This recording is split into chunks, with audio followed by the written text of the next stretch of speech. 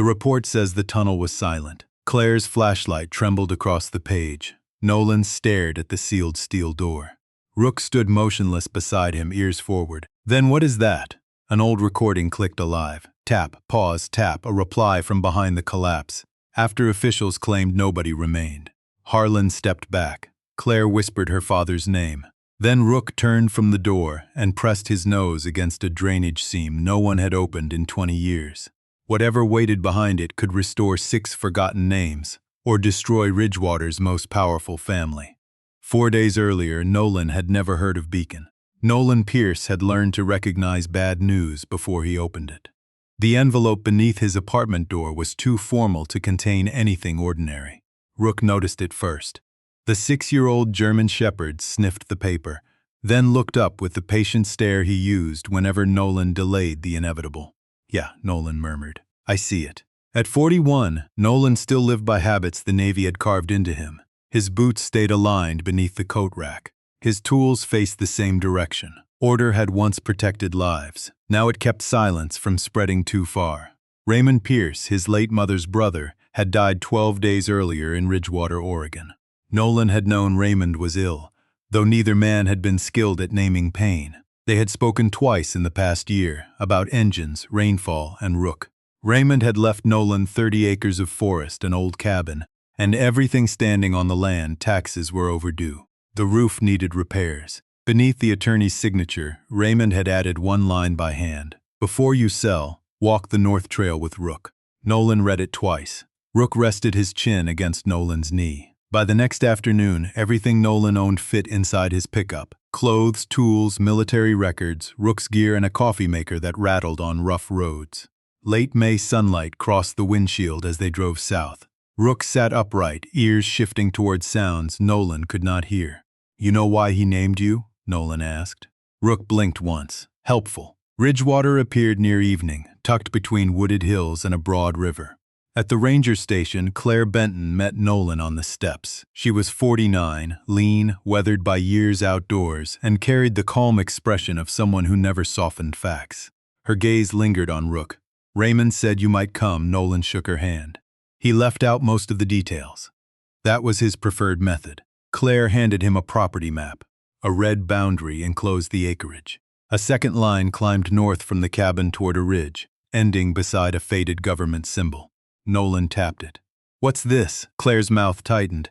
"Part of an old Navy training structure. A patrol hull brought inland in the 90s for confined space rescue exercises." Nolan looked at her. "A ship in the woods?" "Part of one. People call it the sighing ship. Wind passes through the steel. Water runs through the lower seams. The sound carries." An older man stepped out behind her. Harlan Pike, former county sheriff, introduced himself with a nod. His attention settled on Rook, and something unreadable crossed his face. "Keep him close near that ridge," Harlan said. "Why?" Harlan glanced north. "Old structures fail quietly until they don't." The property lay 7 miles beyond town. Raymond's cabin stood in a clearing filled with tall grass and evening light. The porch leaned, but the walls remained sound.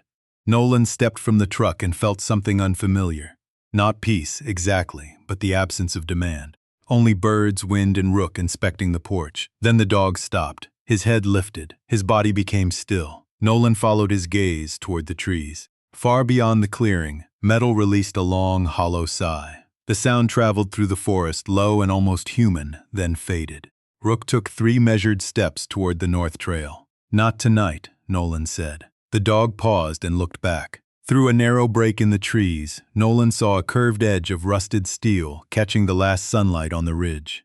For the first time since reading Raymond's note, he no longer thought about selling. Nolan woke before sunrise. The cabin carried unfamiliar sounds, boards settling, leaves brushing the roof, water moving beyond the trees.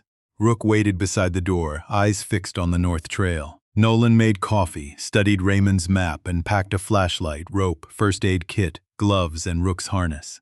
By 7, sunlight warmed the wet grass. The trail climbed beneath ferns and cedar branches. Rook moved ahead, never far enough to disappear. Faded survey stakes stood beside the path. Raymond had marked this route more than once. The forest thinned near the ridge, and the ship appeared all at once. Even prepared, Nolan stopped. A 90-foot section of Naval Patrol hull rested against the slope, its bow and stern long removed. Rust streaked the steel. Moss filled the seams. Young firs rose through openings where a deck had once been. Water slipped from the lower plating, while wind passed through empty compartments with a deep, measured sigh. Beneath the corrosion, a faded stencil remained. U.S. Naval Rescue Systems Test Site. Nolan placed a gloved hand against the hull. Not a ship, he said. A training shell. Rook moved along the base, checking gaps and drainage channels. His pace changed near the center. Slower, deliberate. He circled one rectangular section twice, pressed his nose close to the floor, then sat. Nolan crouched beside him. At first he saw only rust. Then a straight border emerged beneath it, a later weld. Someone had sealed a hatch after the site closed. Nolan photographed the area, checked the supports, and followed a drainage line before touching the panel. Raymond's shed held an old saw, pry bars, and a hand drill. It took most of the morning to free the edges. Rook stayed nearby, resting when Nolan rested, returning whenever work resumed. Shortly after noon, the panel moved with a long scrape. Cool air drifted from the opening, carrying dust, dry wood, and old machine oil. A narrow ladder descended into darkness. Nolan secured a rope before climbing down. Rook waited until called. The compartment had once been an instrumentation bay, but someone had turned it into a hidden room. A folding cot stood against one wall. Shelves held field manuals, empty water containers, canned food, and damp, swollen notebooks. A small stove sat beneath a vent. Nolan wiped dust from a battery label and found a date from 8 years earlier. Someone had lived here long after the Navy left. Rook crossed to a low cabinet and sniffed behind it. Nolan shifted the cabinet carefully. A leather collar lay between wood and steel. The brass tag had darkened, but the name remained clear. Beneath it, smaller letters read Harbor Ridge Rescue Unit. Rook lowered his head and breathed across the collar without touching it. Nolan felt a quiet pressure behind his ribs. Working dogs left traces few people thought to preserve. Worn leather, scratched tags, the shape of a life reduced to objects once the work ended. On the back of the tag, 2 initials had been cut by hand. S.B. Nolan wrapped the collar in clean cloth and carried it to the cabin. Near sunset, tires sounded on the private road. A dark SUV stopped beside the porch. The man who stepped out introduced himself as Gordon Vail, president of Vail Forestry Group. His clothes were too polished for the muddy road, and his eyes went to the ridge before Nolan. Gordon offered $600,000 for the property. The land was worth less than a third of that. Why? Nolan asked. Gordon spoke about watershed protection, but his gaze shifted when he noticed the wrapped collar. You went into the hull, he said. Not a question. Nolan studied him. You knew there was a room. Gordon paused. Some places were closed for a reason. That doesn't explain the price. Gordon looked at Rook, silent beside Nolan. What's buried up there won't improve anyone's life. Nolan thought of Raymond's note, the welded hatch, and Beacon's tag. Then you won't mind if I find out for myself. Gordon left the offer on the porch beneath a stone. Nolan watched the SUV disappear. Rook kept staring down the road, as if the real warning had not come from the ship at all.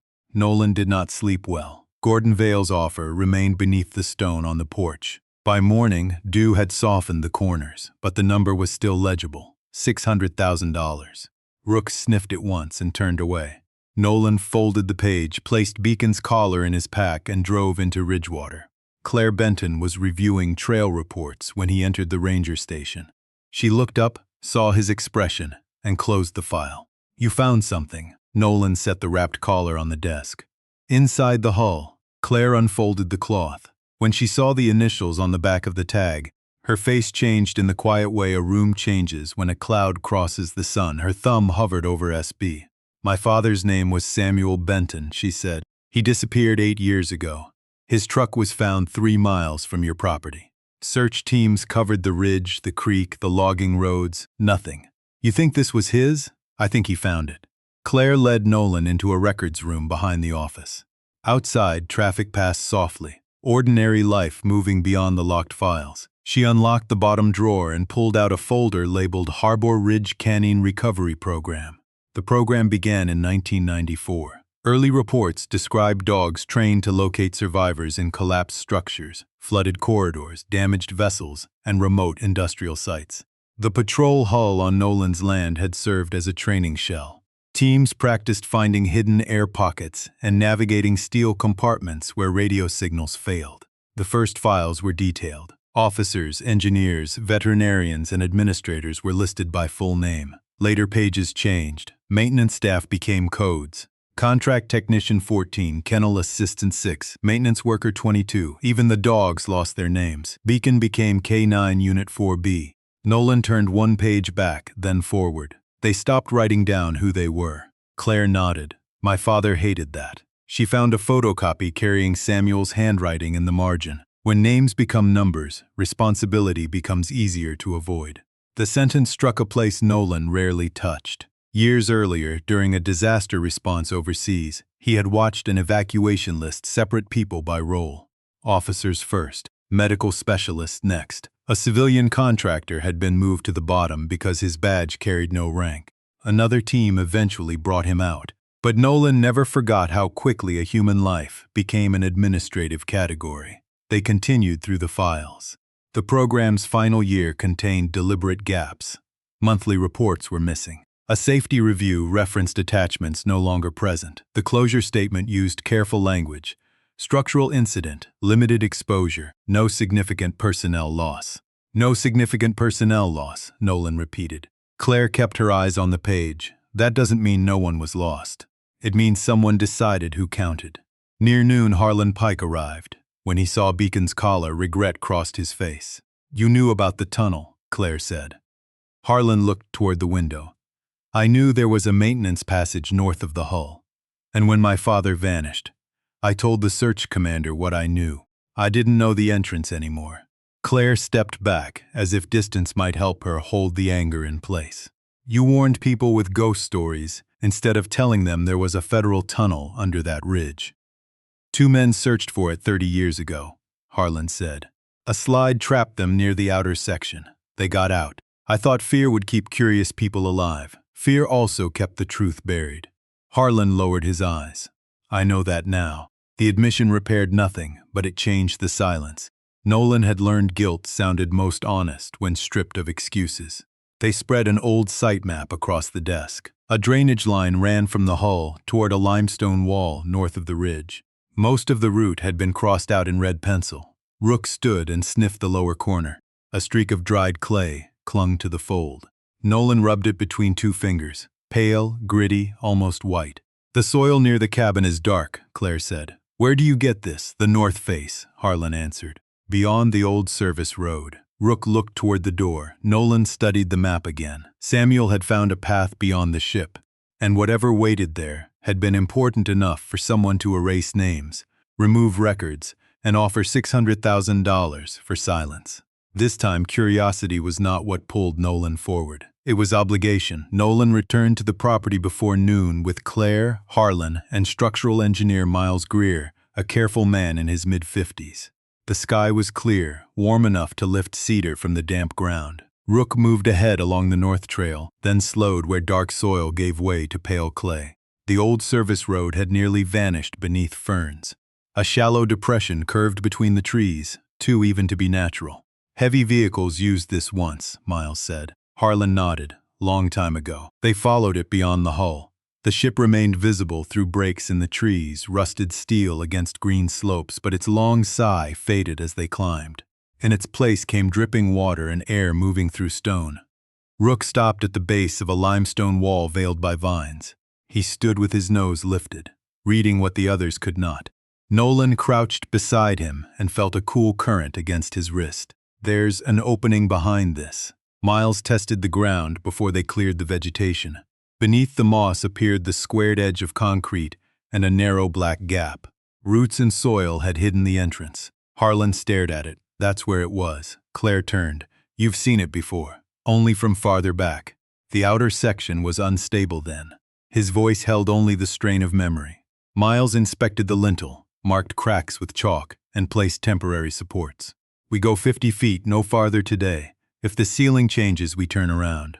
Nolan agreed. Courage without procedure was often vanity wearing a better name. They entered in single file. Rook wore his search harness and stayed beside Nolan. The passage sloped downward through reinforced concrete. Old cable brackets lined the walls. Water stains crossed the ceiling, though the floor remained dry. After 40 yards, the tunnel widened into an archive chamber. Their flashlight beams moved across steel shelves, cabinets, crates, and equipment cases beneath dust. Claire stopped at the threshold. Her breath caught, not from fear, but recognition. My father described shelves like these. They opened the nearest cabinet. Inside were training schedules, veterinary reports, and photographs of rescue teams working inside collapsed building mock-ups. The dogs wore bright search vests. Their handlers carried medical packs and air monitors. No attack drills. Everything pointed toward finding life where machinery failed. Rook moved to a low cabinet near the rear wall and traced the seam with his nose. Nolan eased open its warped latch. Inside lay photographs wrapped in oilcloth. The top image showed a German shepherd with tall ears and a dark muzzle beside a steel hatch. Biacon had been written across the bottom. Behind him stood 2 maintenance workers and a woman holding a clipboard. Only the woman's name appeared in the caption. The men were listed as support personnel. Claire studied their faces. They built the air shafts. They kept the dogs safe underground, and someone decided their names did not matter.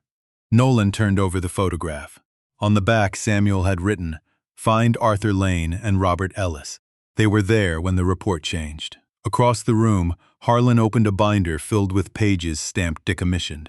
The word appeared beside tracking collars, kennels, breathing equipment, then dog identification records.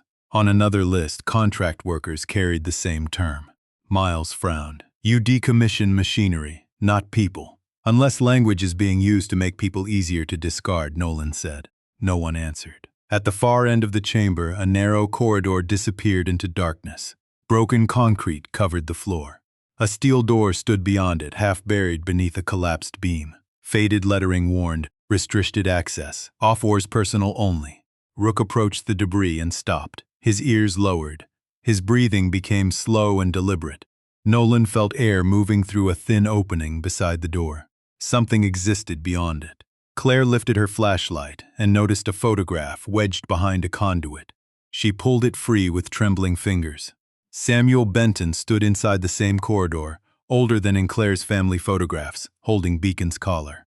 Beneath the image was a date, 8 years earlier, 7 days before he vanished. Claire stared at her father's face, and hope entered her expression so carefully it looked almost like pain. "He made it this far," she whispered. Nolan looked toward the blocked door. "Then we find out where he went next." Rook remained before the darkness, silent, as if listening for a path the years had failed to close. 3 days passed before Miles Greer declared the blocked corridor stable enough to enter. The delay tested Nolan more than the work itself. He understood the reason for every brace, every measurement, every signed permit. Yet each hour gave his mind space to imagine Samuel Benton waiting somewhere beyond the steel door.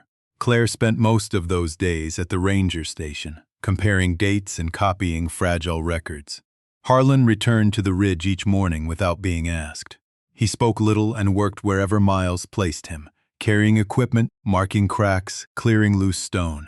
Guilt had made him restless. Work gave it somewhere to go. On the 4th morning, they opened a narrow passage beside the collapsed beam. Nolan entered first, with Rook close behind. The air beyond felt dry and stale, untouched by weather for years. Claire followed, then Miles and Harlan. Their lights revealed an operations room larger than the archive chamber. A long table stood at its center. Filing cabinets lined 2 walls. An emergency map remained beneath cracked plastic, its colored roots fading into gray. The room looked less abandoned than interrupted, as if the people who had worked there had expected to return after lunch and never did. Rook moved slowly between the cabinets, checking corners and air vents. Nolan watched him, but did not rush. Whatever truth waited here had survived more than 2 decades. It could survive another careful hour. The first useful file came from a cabinet marked Constructural Event, 2003. Claire placed it on the table and opened it with both hands. The early pages described a training exercise inside a simulated vessel collapse. 4 rescue dogs and 2 contract technicians had entered a lower tunnel to test airflow detection and survivor location. At 10:17 a.m., a support section shifted. The lower passage closed, emergency sensors continued transmitting. Nolan read the line twice. They had signals after the collapse. Miles leaned over the page. Air quality remained stable for at least 36 hours. Another report confirmed tapping through a communication pipe. Food and water delivery had been considered through a maintenance shaft. An engineering team proposed reinforcing a secondary route and reaching the trapped section within 48 hours. The plan had not failed, it had been stopped. The language changed in the next set of documents. Clear descriptions gave way to phrases polished smooth by committees. Non-staff personnel, replaceable canine assets, unacceptable recovery expense, institutional exposure. Claire's expression tightened with each page. They knew who was down there, she said. They just stopped writing as though they were alive. Nolan found the meeting minutes. Senior administrators had worried that a full rescue would expose earlier maintenance failures and delay federal funding. One paragraph stated that the two technicians were not permanent employees and therefore did not fall under internal casualty reporting. The 4 dogs were listed under equipment loss. Harlan lowered himself into a chair. His face had gone pale beneath the dust. Arthur Lane and Robert Ellis, he said quietly. They lived outside town. I remember their names now. People said they had taken jobs somewhere else. Claire looked at him. Who said that? Harlan shook his head. Everyone. Which usually means no one knows where the story began. Nolan continued reading until he reached the recommendation. Recovery operations suspended due to cost and structural risk. Below it, someone had written by hand, signals remain active. Do not close this file. The note had been crossed out. Nolan felt an old memory rise, unwanted but precise. A disaster zone overseas. A crowded evacuation list. A civilian contractor moved below uniformed personnel because the system called him non-essential. Nolan had followed the order. Another team later brought the man out, but that fact had never softened the moment Nolan stayed silent. He had told himself rank created order. Years later, he understood how easily order became permission not to see someone. Rook rested his shoulder against Nolan's leg. The contact was light, almost accidental, but it returned him to the room. Claire turned another page. The final closure statement claimed no confirmed survivors remained after the initial collapse. The sensor logs proved otherwise. So did the communication records. The report didn't misunderstand what happened, Nolan said. It changed what happened. At the bottom appeared several signatures. The last belonged to Edwin Vale, Gordon's father, then the program's administrative director. Edwin had not caused the collapse. He had approved the decision to end the rescue and the language that erased those trapped inside. One signature line above his had been cut cleanly from the page. A note in the margin read, Operations Officer declined approval. Nolan examined the missing strip. Someone had not agreed. Someone had tried to leave a record of resistance, and someone else had removed the name. From the far wall, Rook gave a low breath and stared toward a sealed maintenance passage. Nolan followed his gaze. Samuel's answers might lie deeper inside, but the first truth was already clear. The program had not lost 6 lives in an accident. It had decided 6 lives were too inconvenient to save. The sealed passage was too narrow for Miles to approve that afternoon. He tested the frame and ordered more braces before anyone touched it. Nolan accepted the delay, though every instinct urged him forward. Claire stood beside the operations table, holding Samuel's photograph. Her father looked calm in the image. That certainty made waiting harder. They returned at first light. The air was warm outside, but the tunnel held its chill. Rook moved beside Nolan in his search harness, alert without strain. Miles had reinforced the opening and cleared shelving from the far wall. Behind it, a rusted maintenance door appeared beneath cables and dust. Rook stopped at the lower seam, lifted his nose, then looked at Nolan. A faint current touched Nolan's fingers. There's space behind it. The hinges resisted, but the door opened with a metallic groan. Beyond it lay a room no larger than a storage office. A folding cot rested against one wall. A lantern stood on a crate beside several notebooks. Nothing suggested comfort. Everything suggested endurance. Dust lay over everything, preserving the room with a tenderness time rarely offered. Claire entered last. She recognized the faded field jacket first. Near the cot, beneath a collapsed blanket, lay the remains of a man who had sat down and never risen. Nolan lowered his flashlight and looked at Claire instead.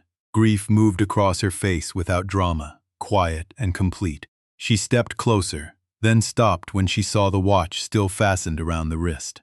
That was his, she whispered. Harlan removed his cap. Miles turned away. Rook sat several feet from Claire, still and watchful.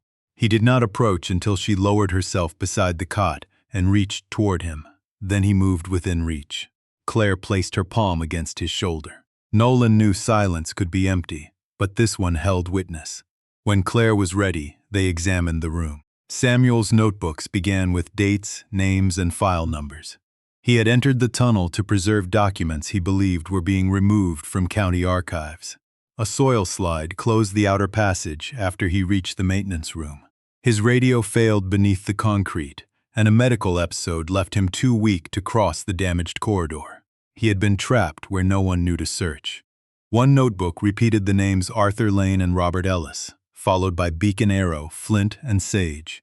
Samuel had traced payroll records, veterinary reports, and letters until he could prove all 6 remained alive after the collapse. He also found evidence that Beacon moved between the 2 technicians and a narrow air pocket, refusing to leave either man alone. Near the final pages, Samuel's handwriting lost its distance. They were not forgotten because evidence was missing, Claire read. Her voice shook once, then steadied. They were forgotten because the people with authority decided their names were not worth protecting. Nolan felt the words settle inside him. He remembered the civilian contractor placed at the bottom of an evacuation list because his badge carried no rank. The man survived, and Nolan had used that outcome as a pardon. Now he understood survival did not erase the disrespect that came before it. Rook leaned lightly against his leg. In the last notebook, Samuel described Raymond Pierce. Raymond had supplied maps, tools, and access to the land. He promised that if Samuel failed to return, he would find someone willing to finish the work. Nolan turned the final page. A digital recorder lay beneath it. Miles found a spare power pack. Static filled the room before Samuel's voice emerged, tired yet clear. He spoke about the records, a hidden box in the lower drainage channel, and the need to verify every claim before making it public. Then came the final sentence. If Nolan Pierce reaches this room, Raymond chose the right man. Nolan looked toward the ceiling as if the forest pressed above them. Raymond had not left him land, he had left him a decision. This time, Nolan would not stay silent. 2 days after Samuel Benton was brought out of the tunnel, a notice appeared on Nolan's cabin door.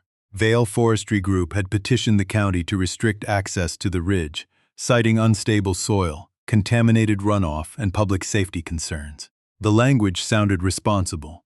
That made it more dangerous. Nolan read the notice twice while Rook sat beside the porch steps watching the road. Gordon Vale had not accused him of anything. He had simply tried to place the property behind another locked door.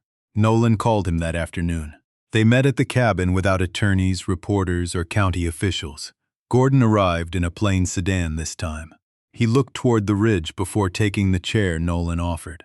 On the table lay a copy of the 2003 recovery report, Edwin Vale's signature visible at the bottom. Gordon did not pretend not to recognize it. My father believed shutting the site down protected Ridgewater, he said.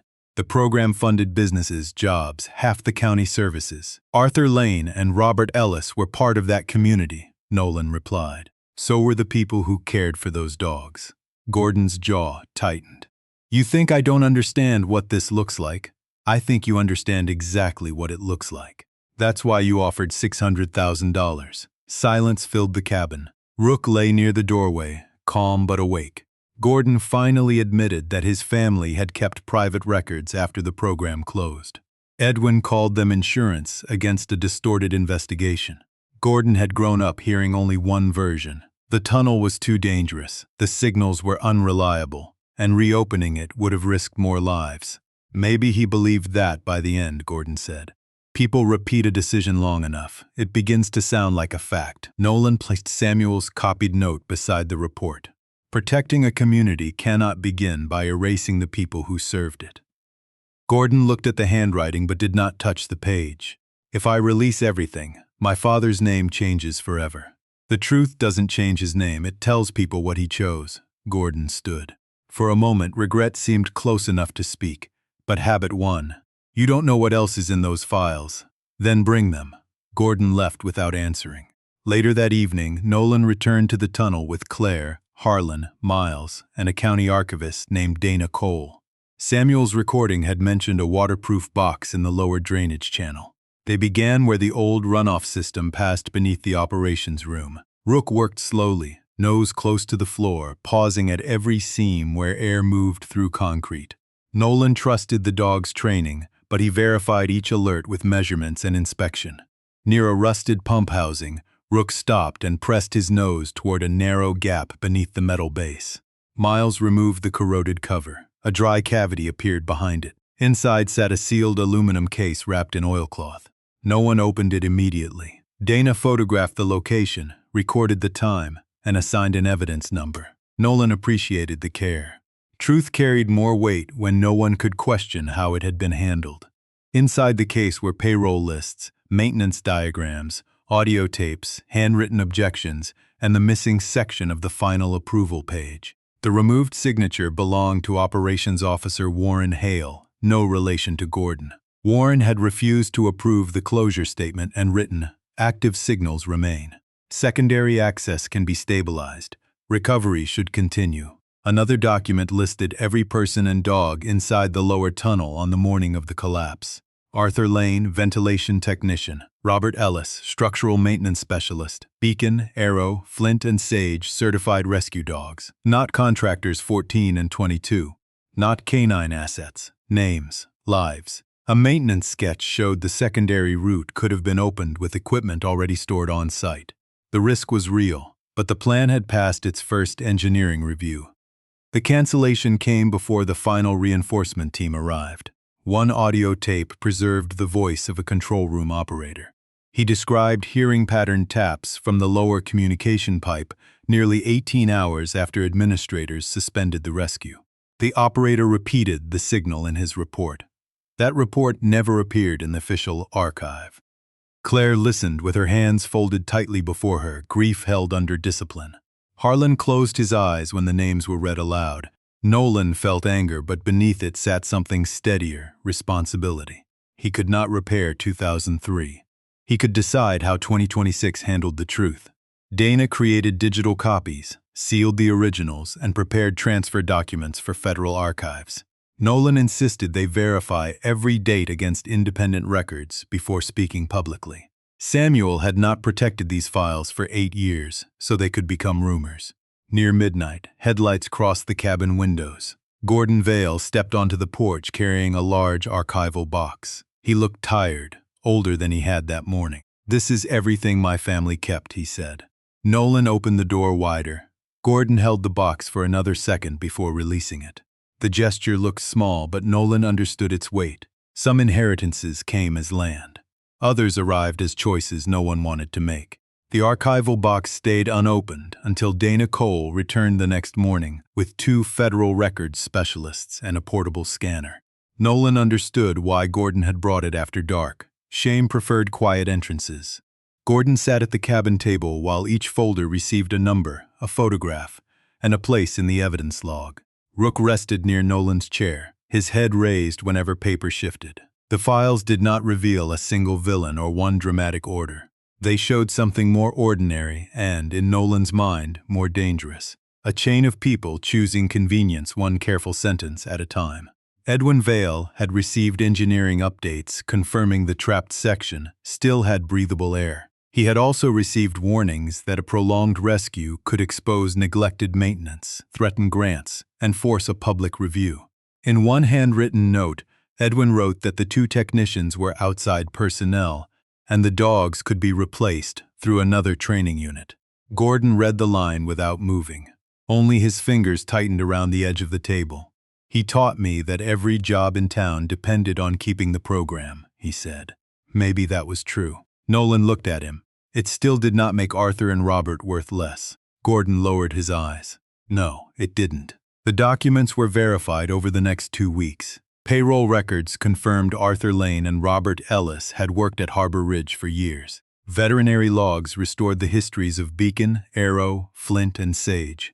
Audio timestamps matched sensor reports. Independent engineers reviewed the secondary route and concluded a rescue had remained technically possible, though difficult.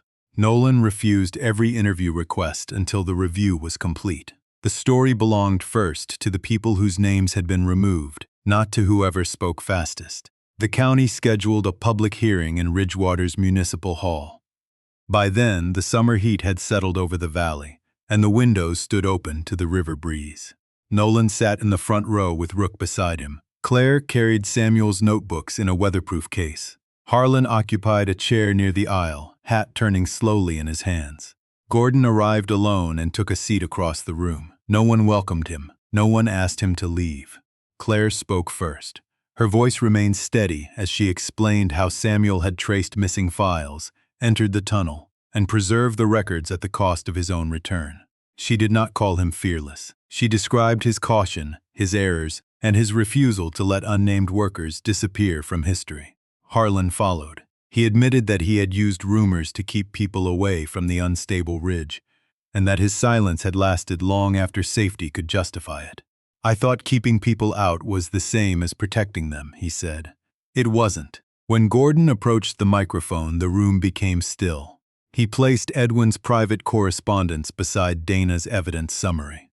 "My father believed he was protecting this town," Gordon said. "I spent years protecting that belief because it was easier than examining the people it harmed." He handed the records to the federal archivist and stepped away without asking for understanding. Nolan was called last. He had written 3 pages but left them folded in his pocket. He told the room about a civilian contractor once placed the end of an evacuation list because he had no rank. The man survived, yet Nolan had carried the memory of his own silence ever since. "A title may determine someone's assignment," he said. "It must never determine their human value." He looked toward the table where Beacon's collar rested beside the recovered photographs. "Arthur Lane, Robert Ellis, Beacon, Arrow, Flint, Sage. Say their names before you discuss the report. That is where respect begins." The federal representative formally suspended the 2003 closure findings and announced a corrected historical review. The county clerk read each restored name into the public record. There was no applause at first, only a silence different from the ones Nolan had known underground. This silence did not conceal anything. It made room. Claire reached down and touched Rook's shoulder. Across the aisle, Gordon closed his eyes as the names were read again. Nolan felt no triumph. Truth had not made the past fair. It had only ended the lie, for now that was enough. Outside, the river moved beneath open windows, carrying the summer light past Ridgewater as though the town itself had begun breathing differently. The corrected review arrived 3 weeks after the hearing in a thick federal envelope, written in the restrained language of institutions trying to admit what institutions had done. Nolan read it at the cabin table, while Rook slept near the open door. The report restored the names of Arthur Lane and Robert Ellis, recognized Beacon, Arrow, Flint, and Sage as certified rescue dogs rather than lost equipment, and acknowledged that the 2003 closure statement had concealed evidence of continued survival. Samuel Benton's work entered the historical record. None of it changed the outcome beneath the ridge, but Nolan understood records were not merely paper. They told future people whose lives had counted. Ridgewater's county board then faced a question: what should happen to the ship and tunnel? Some officials favored sealing the site. Others wanted the hull removed. Claire argued that hiding the structure again would repeat the oldest mistake in the story. "A dangerous place can be made safe," she said. "A forgotten place teaches nothing." Engineers stabilized the hull and permanently closed the damaged lower passages. The archive chamber was documented and connected to a guided route ending before the unstable corridor. The trail received drainage work, railings, and markers. Nolan insisted the site should not become a spectacle. No theatrical effects, no exaggerated ghost stories. Visitors would see names, decisions, evidence, and the consequences of language that made living beings sound disposable. The county created an independent foundation to manage the project. Gordon Vail offered a restoration grant, placed no conditions on it, and accepted that the board would control every dollar. Nolan watched him sign without ceremony. Gordon's regret remained awkward and incomplete. That made it feel honest. Responsibility, Nolan was learning, rarely arrived as a clean transformation. It appeared as repeated choices made after excuses stopped working. The site received a new name: the Beacon Memorial and Rescue Ethics Center. One exhibit explained how search dogs read moving air, changing scent, damp concrete, and hidden voids. Another described the work of maintenance crews, kennel staff, technicians, dispatchers, and contractors whose labor often remained invisible until something failed. Claire designed a wall where job titles appeared first, followed by the names behind them. The lesson was simple. A role describes work, not worth. Dana Cole built the archive procedures. Every document had a handling record and verification note. She added a section on preserving evidence during a crisis. Protect originals, create authenticated copies, record who handled them, and separate facts from interpretation. Harlan volunteered as a safety guide. During training, he told new staff why he had once used rumors to keep people away from the ridge. He did not polish the story. Fear solved the immediate problem, he said, and created a longer one. Claire kept Samuel's notebooks in a sealed display case, open to the line about names becoming numbers. She visited before opening hours, sometimes standing there without moving. Her grief had not vanished. It had changed shape. Uncertainty no longer consumed it. Now it carried direction. Nolan repaired Raymond's cabin through the summer. He replaced the roof, leveled the porch, and turned the smallest room into an office for the foundation's records. Each improvement made the place feel less like property and more like a promise he had chosen to keep. Rook adapted faster. He began assisting in scent demonstrations along the safe trail, showing how a rescue dog could detect air leaking from a hidden chamber. Nolan never presented him as a miracle. He notices what we overlook, he would say. Then our job is to listen, verify, and act. Late one afternoon, after the workers had left, Nolan and Claire stood beneath the old hull. Water passed through the steel in a steady whisper. The sound no longer seemed to ask what had happened. The answers surrounded them in records, repaired paths, and restored names. Claire looked toward the cabin lights below. My father wanted people to remember. Nolan rested a hand on Rook's shoulder. Then we make sure they remember correctly. The dedication took place on the last Saturday of August, beneath a clear sky. Warm wind moved through the firs, carrying pine resin, river water, and the metallic breath of the old hull. By mid-morning, the trail was lined with veterans, rescue handlers, former contractors, county workers, archivists, and residents who had once known the sighing ship only as a rumor. Nolan stood near the entrance with Rook at his side. The German shepherd wore no ceremonial vest, only his working harness and the calm expression he carried into every search. The day was meant to honor what trained dogs, overlooked workers, and ordinary people could do when someone finally paid attention. A restored steel panel stood beside the hull. 6 names had been cut into it: Arthur Lane, Robert Ellis, Beacon, Arrow, Flint, Sage. Beneath them appeared one sentence: no life becomes less valuable because a system fails to recognize it. A second marker named Samuel Benton and Raymond Pierce as guardians of the record. Claire touched her father's name before the ceremony began. Nolan saw the breath she took afterward. Grief still lived in her. It no longer had to search for an address. Harlan spoke first. He described how fear had once seemed easier than truth, and how silence could grow into another kind of harm. Gordon Vale followed. He did not defend Edwin. He read aloud the names his father's reports had replaced with codes, then announced that every remaining family file would stay in the public archive. Nolan had prepared 3 pages the night before. When Claire introduced him, he stepped to the microphone and left them folded in his pocket. Years ago, he said, I watched a man get moved to the end of an evacuation list because he wore the wrong badge. He survived. For a long time, I used that fact to excuse my silence. Wind passed through the hull behind him. But respect is not measured only by whether someone survives. It is measured by whether we see them clearly while a decision is still being made. A title may define a task. It must never define human worth. Nolan looked toward Beacon's caller. Say their names before you discuss the cost. Say their names before you discuss the risk. That is where responsibility begins. He stepped away before the moment could become performance. No one applauded at first. The silence held, then the crowd rose together. Later, after the final visitors had followed the trail downhill, Nolan remained beside the ship with Rook. Claire had gone to close the archive. Harlan was checking the gates. Gordon had left quietly. The forest settled into evening. Sunlight crossed the rusted plates and caught in the streams running through the lower seams. Rook walked to the place where he had first detected the welded hatch. He sniffed once, then sat. No searching, no alert. The work was finished. Nolan lowered himself beside him. Months earlier, he had arrived intending to sell 30 acres and leave. Now the cabin below held his tools, Raymond's map, Samuel's copied journals, and a life he had chosen rather than inherited. The past had not released him because the pain disappeared. It had released him because he had stopped treating pain as proof that he should remain silent.